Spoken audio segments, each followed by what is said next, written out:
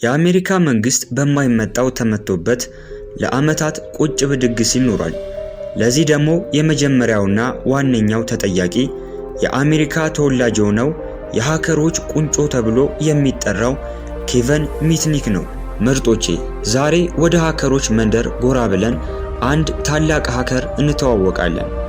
በቀጣይ ቪዲዮ ደግሞ ሁላችሁም ትወዱታላችሁ ብዬ ያሰብኩትን ይህ ቪዲዮ እንዳለቀ ስለማስተዋወቃችሁ ቪዲዮውን እስከ መጨረሻው እንድትመለከቱት እያሳሰብኩ ከመግቢያ በኋላ እስከመመለስ እንደተለመደው ቪዲዮውን በላይክ ጀምሩት።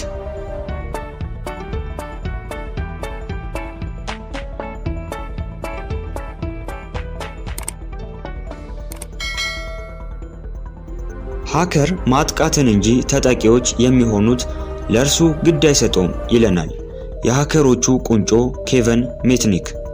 ሚትኒክ በኑሮ ዝቅተኛ ደረጃ ላይ ካሉ ቤተሰቦች ተገኝቶ የልጅነት ህይወቱን ቤተሰቡን በመርዳት ነበር ያሳለፈው። ሚትኒክ ከትምህርቱ ጎን ለጎን ከልጅነቱ ጀምሮ ይስበው የነበረውንና ለወደፊት ህይወቱ መሰረት የሆኑትን የሶሻል ኢንጂነሪንግ እና የኮምፒውተር ሃኪንግ ኮርሶችን ገና በልጅነት እድሜው ወሰደ። እኒህን ሁለት ትምህርቶች ተመርኩዞ በ12 ዓመቱ የፓንች ካርድ ሲስተምን ሃክ ለማድረግ ተነሳ። ለሰው ቢያማክር ህፃን እንደሆነ ነግረው ከሐሳቡ እንዳያዘናጉት ለማንም ሳይናገር ከብዙ ልፋት በኋላ የፓንች ሲስተምን ሃክ አድርጎት ለአመታት የሎስ አንጀለስን ባስ በነፃ ያለምንም ክፍያ መጓዝ ጀመረ። ይህም ለወደፊቱ ትላልቅ ሃኪንጎች ትልቅ ተስፋና በራስ መተማመን ሰጠው። ሚትኒክ በዚህ አላቆመም። ለ4 ዓመታት ሌሎች በሃኪንጎች ዙሪያ ያሉ ኮርሶችን ወስዶ በ16 ዓመቱ ትልቁን ድርጅት ዲጂታል ኢኩዊፕመንት ኮርፖሬሽንን ሃክ ለማድረግ ወሰነ። ይህ ድርጅት በወቅቱ የኦፕሬቲንግ ሲስተም ሶፍትዌሩን እያሻሻለ ስለነበር ብዙ ክፍተቶች ነበሩበት። ይህም ለሚትኒክ አሪፍ አጋጣሚ ሆነለት። ልብ በሉ ሚትኒክ በዛ ሰዓት የ30 አሊያም የ40 ዓመት ልምድ ያለው ሃከር ሳይሆን ገና ለአቅመ አዳም ያልደረሰ የ16 ዓመት ታዳጊ ነበር። ሚትኒክ የጓደኛውን እርዳታ ተጠቅሞ የትልቁን ድርጅት ኔትወርክ ሰብሮ በመግባት የኩባንያውን ሶፍትዌር ሃክ አድርጎ ሙሉ መረጃውን ኮፒ አድርጎ ነበር። በዚህ ወንጀሉ ለ1 ዓመት ታስሮ ከእስር እንደተለቀቀ ሚትኒክ ከእስሩ ሳይማር ይባስ ገፍቶበት የፓሲፊክ ቤልን የድምጽ መልእክትና ኮምፒውተሮቹን ሃክ አድርጎ ለእርሱ እንዲታዘዙና በእርሱ ቁጥጥር ስር እንዲሆኑ ካደረገ በኋላ ለ2 ዓመት ተኩል አድራሻውን አጥፍቶ ጠፋ። ሚትኒክ በጠፋበት ወቅት ሌሎች ትላልቅ ድርጅቶችን ሰብሮ በመግባት በድርጅቶቹ ላይ ኪሳራን ከማድረሱ አልፎ ብዙ ሚስጥሮችን ሊያውቅ ችሏል። ሚትኒክም ኤፍቢአዮች አድራሻውን እንዳያገኙት ሃክ በማይደረጉ ስልኮችና ያለበትን ቦታ የሚጠቁሙ መሳሪያዎችን በከፍተኛ ጥንቃቄ ይጠብቅ ጀመር። ሚትኒክ በዛ ወቅት ከየትኛውም ጊዜ በበለጠ የኮምፒውተር የይለፍ ቃሎችን በመጥለፍ የኮምፒውተር ኔትወርኮችን በመቀየር የግል ኢሜሎች ውስጥ ሰርጎ በመግባት እና ሚስጥሮቹን በማንበብ ለያዥ ገናዥ አስቸግሮ ነበር።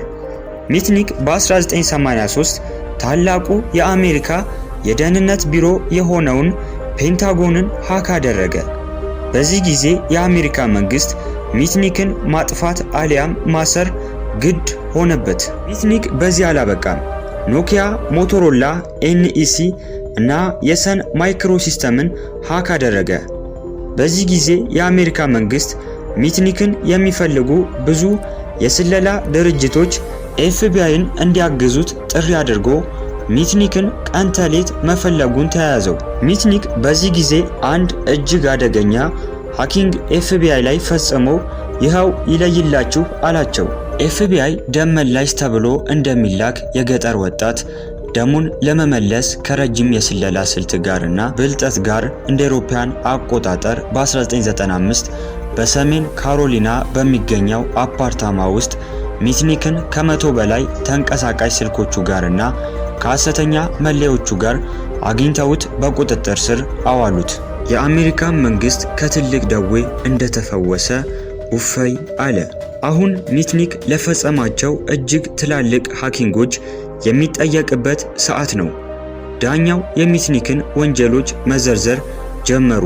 ሚትኒክ በኬብል ማጭበርበር 14 ክሶች፣ ለግለሰብ ያልተፈቀዱ መሳሪያ በመያዝ 8 ክሶች፣ የኤሌክትሮኒክስ ዲቫይሶችን ሃክ በማድረግና ትላልቅ ሀገርን ሊጎዱ የሚችሉ ሃኪንጎችን በመፈጸም ምክንያት ወደ እስር ቤት እንዲወረወር ተፈረደበት። የአሜሪካ መንግስትም ሚትኒክን ከማሰርና ከማንገላታት በጸባይ ይዞ ዋይት ሃት ሃከር እንዲሆን ማለትም ጉዳት የሚያደርሱ ሃከሮችን የሚመክት ለሀገሩ በበጎ መልኩ እንዲያገለግል በጸባይ መያዝን መርጠው የእስሩን ጊዜ ቀንሰውለት 5 ዓመት ብቻ ታስሮ እንደ አውሮፓውያን አቆጣጠር 2000 ላይ ከእስር ተፈታ።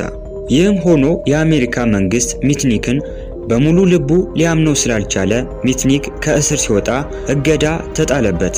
እገዳውም ከመደበኛ ስልክ ውጪ ምንም አይነት ስልክ እንዳይጠቀምና ኮምፒውተር የተባለ የደረሰበት እንዳይደርስ ከታላቅ ማስጠንቀቂያ ጋር ትዕዛዝ ተሰጠው። በዚህ ጊዜ ሚትኒክ እገዳው እንዲነሳለትና ለሀገሪቱ መንግስት በዋይት ሃት ሃከርነት ለመስራትና ሀገሪቷን የሚጎዱ ብላክ ሃት ሃከሮችን እንዲመክት ለሀገሪቱ መንግስት ደብዳቤ አስገባ። የአሜሪካ መንግስትም ሚትኒክን በደስታ ተቀብለውት ሀገሩን የሚታደግ አባል አድርገው ሾሙት። ሚትኒክ የፎርቹን 500 ኩባንያዎችና የኤፍቢአይ አማካሪ ሆነ። የአሜሪካ ትላልቅ ኩባንያዎችም የሰርቪስ ምርመራ አገልግሎት መስጠት ጀመረ። ከዛም አልፎ የሶሻል ኢንጂነሪንግ ኮርሶችን ለብዙ የመንግስት ኩባንያዎችና ኤጀንሲዎች ማስተማር ስራ ሆነ። ሚትኒክ ሴኩሪቲ የተሰኘ ድርጅቱን በላስ ቬጋስ ኔቫዳ መስርቶ ብዙ የደህንነት እርዳታዎችን በዋይት ሃት ሃከርነት በመስራቱ በአሜሪካ መንግስትና በአሜሪካ ህዝቦች ዘንድ ተወዳጅነትን ሊያገኝ ችሏል። አሁን ድረስ የአሜሪካ መንግስት ትላልቅ ሃኪንግ ሲፈጸምበት በፊት እሾህ የሆነበትን አሁን ደግሞ የህመሙ ፈዋሽ ጤና አዳሙን ሚትኒክ ድረስልኝ ሲል ጥሪ ያቀርብለታል። ሚትኒክ ብዙ መጽሐፎቹን ለህዝብ አቅርቧል። መጽሐፎቹም እጅግ ትልቅ ዝናንና ተወዳጅነትን አስገኝተውለታል።